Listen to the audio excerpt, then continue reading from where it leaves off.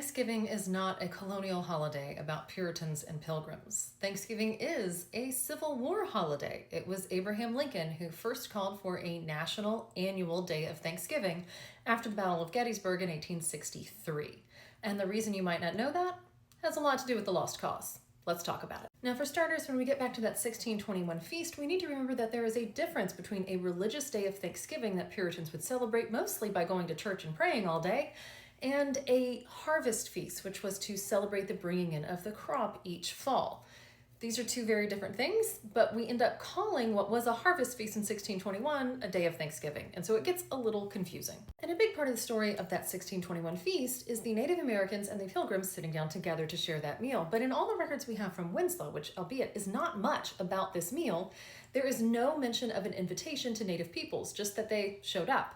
And in the Wampanoag version of the story, they have a military alliance with Plymouth and they hear firearms going off, so they rush to go help their allies, only to find it's target practice. It's a day of fun.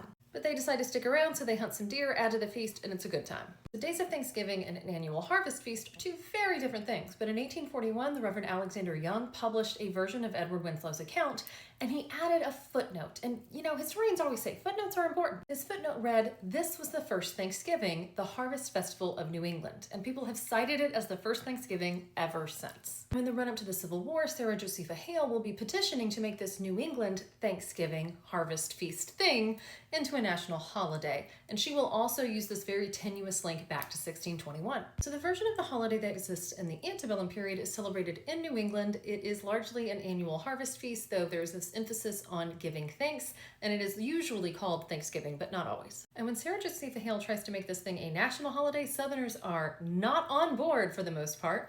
Virginia Governor Johnson ties Thanksgiving to abolition, and as historian James Cobb argues, he saw it as a Yankee abolitionist holiday. Southerners also saw it as kind of stealing Christmas's thunder and considered it kind of a war on Christmas and Christianity kind of thing, whereas Christmas didn't have as big roots in New England because Puritans had banned it. In the midst of the Civil War, it is President Abraham Lincoln who calls for the first national annual celebration of Thanksgiving in 1863, shortly after the Battle of Gettysburg.